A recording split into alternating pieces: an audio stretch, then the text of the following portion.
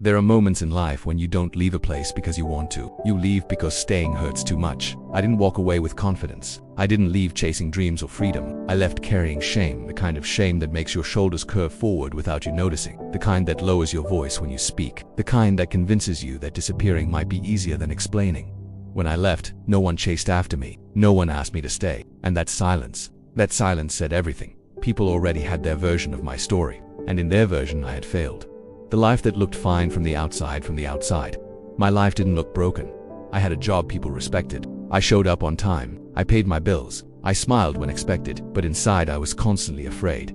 Afraid of disappointing others. Afraid of not being enough. Was afraid that one mistake would expose what I secretly believed about myself. I worked harder than everyone else, not because I loved what I did, but because I was terrified of losing it. I thought effort alone could protect me. I thought loyalty would matter. I thought if I kept my head down and said yes to everything, I'd be safe. I was wrong. The day everything collapsed, the day I lost my job, didn't feel dramatic. It felt cold, quick, almost careless. No warning, no conversation about my years of effort, no acknowledgement of what I'd sacrificed. Just a short meeting and a sentence that cut deeper than they realized. We're going in a different direction.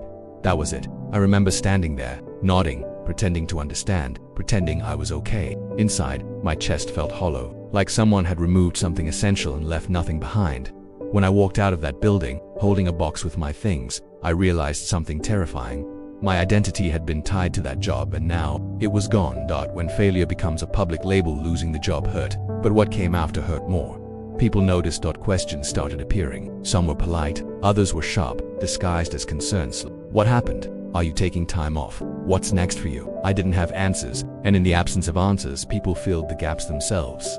In a small community, silence is loud, and unemployment becomes a story everyone feels entitled to tell. I could feel the shift. Conversations ended sooner. Messages came less often. Invitations quietly stopped. I wasn't excluded loudly. I was erased gently.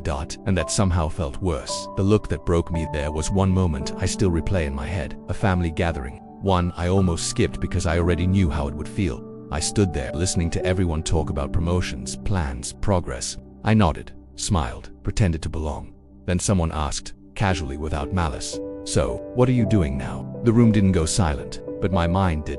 I felt exposed, like all my failures were suddenly visible on my face. I tried to answer, but my words sounded small, unconvincing, even to me. And then I saw it. Not anger, not cruelty, pity, that look people give when they've already decided who you are in that moment. I wasn't a person anymore. I was a cautionary tale, and I realized something painful. Staying meant slowly suffocating under expectations I could no longer meet. Leaving with nothing but shame I packed quietly. No announcement, no goodbye speeches, no dramatic exit. Just a bag with clothes and a heart heavier than it should have been. I didn't leave because I had a plan. I left because I couldn't survive being watched while falling apart. I left with no savings worth mentioning, no job waiting for me, no certainty, only shame. Shame for not being who people thought I should be. Shame for failing publicly. If shame for not knowing what came next. The first nights were the hardest, sleeping in unfamiliar places, waking up with that tight feeling in your chest, remembering everything you lost all over again. There were moments I wanted to turn back, to apologize for failing, to ask for another chance. But deep down, I knew something. Going back would mean shrinking even more. The lowest point no one applauds. Rock bottom isn't loud. It's quiet mornings where you stare at the ceiling, wondering how your life got here. It's counting money before buying food. It's questioning your worth when no one is watching. I took jobs that bruised my pride. Jobs that didn't care who I used to be. And strangely, that helped. No one expected anything from me anymore. And without those expectations, I began to see myself differently. I learned discipline the hard way. I learned humility. I learned how to keep going even when motivation disappeared. No applause, no recognition, just progress measured in survival. The shift I didn't notice. At first something changed quietly. I stopped comparing myself to people from my past, stopped replaying conversations, to stop trying to prove anything. I focused on what I could control, showing up, learning, improving just a little every day. I failed again, more than once, but this time failure didn't destroy me. It taught me. And slowly, the shame that once followed me everywhere began to loosen its grip. I started to stand differently, speak differently, think differently, not because I had succeeded yet, but because I had survived. The door that changed everything then came an opportunity, not glamorous, not impressive, just a chance most people would overlook. Old me would have hesitated, overthought, talked myself out of it this time.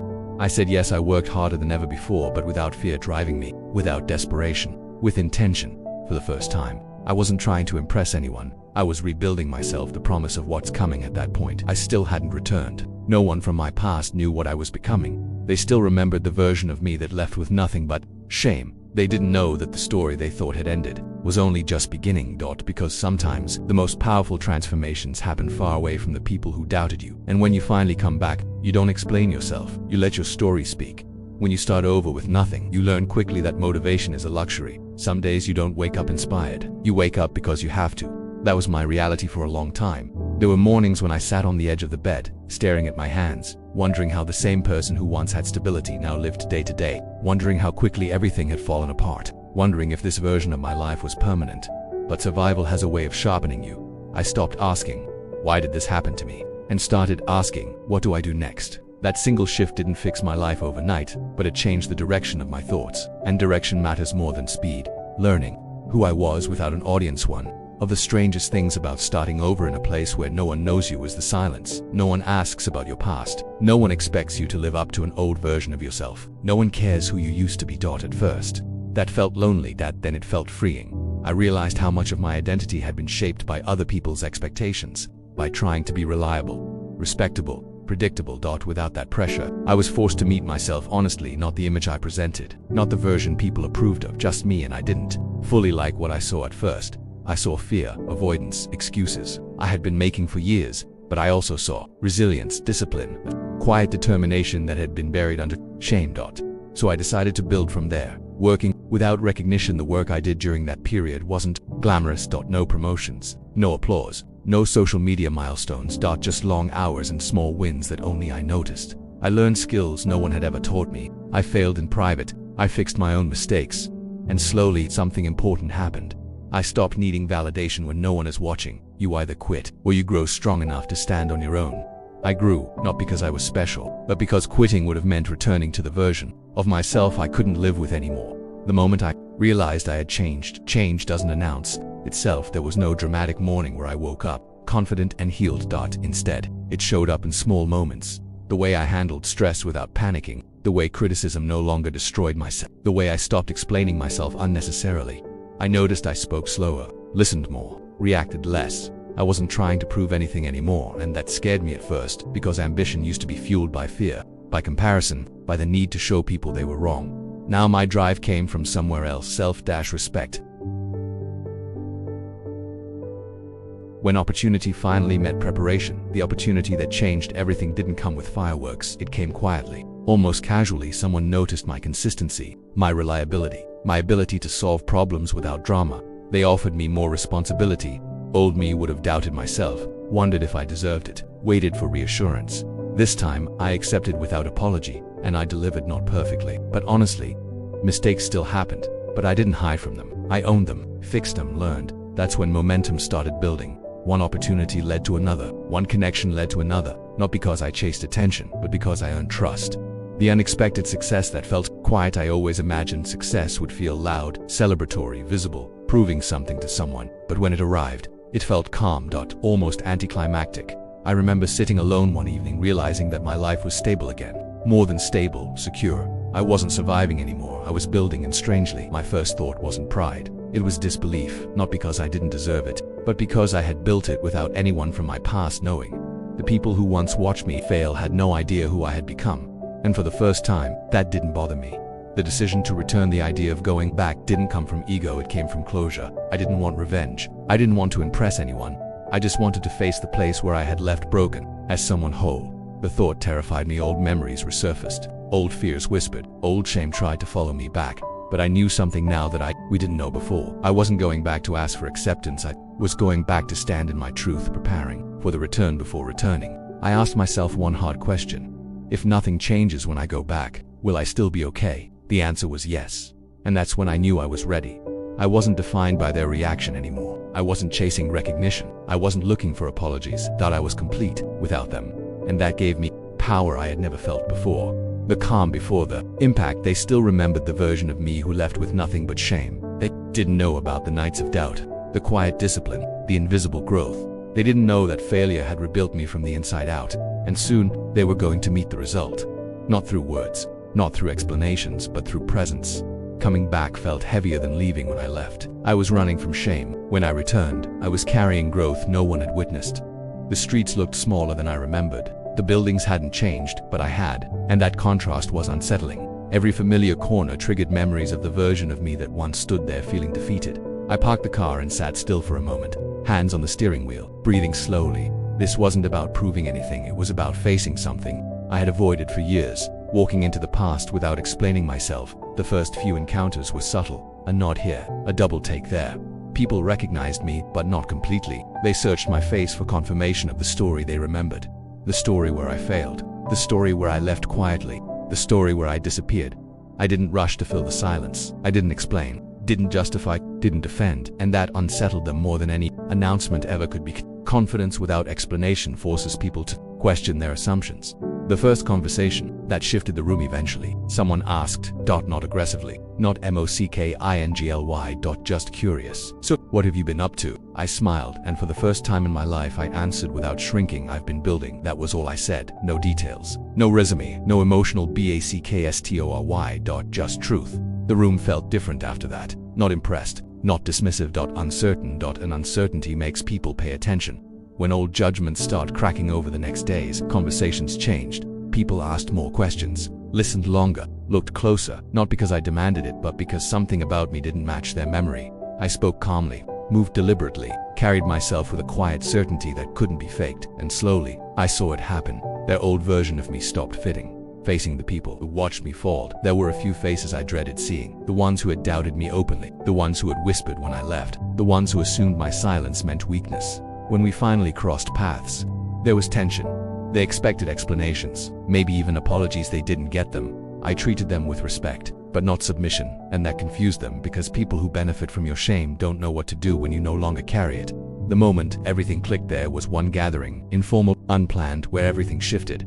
Someone mentioned my past failure casually, assuming I'd deflect. I didn't. I acknowledged it. Double quotes, yes, I failed back then. The room went quiet. Then I added, and it taught me exactly what I needed to learn. No bitterness, no defensiveness. Just ownership. That moment changed how people saw me, not because I had succeeded, but because I wasn't afraid of my past anymore. Real power isn't loud. I realized something important that night. True confidence doesn't announce itself. It doesn't need to correct every assumption. It doesn't argue with old narratives. It just exists. And that presence alone rewrites the story. When recognition arrives without being asked for, the strangest part of returning wasn't the questions. It was the silence that followed my answers.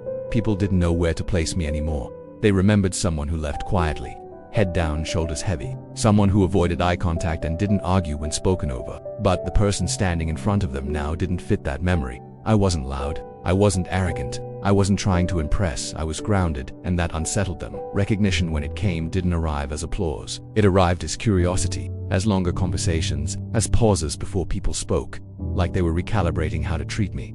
Respect doesn't always come as praise. Sometimes it shows up as hesitation.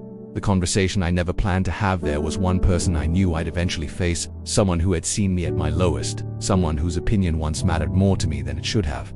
When we finally talked, it wasn't dramatic. No accusations, no apologies, just honesty. They said, I didn't think you'd come back. I nodded, neither did I. I replied, and in that moment, something shifted between us. They weren't talking to the old version of me anymore, and I wasn't seeking validation from them. The power dynamic that once existed simply disappeared. That's when I understood a truth I wish I'd known earlier. You don't reclaim power by confronting everyone. You reclaim it by no longer needing their approval. Watching old narratives collapse over time. The story people told about me began to change, not because I corrected it, not because I defended myself, but because reality contradicted it.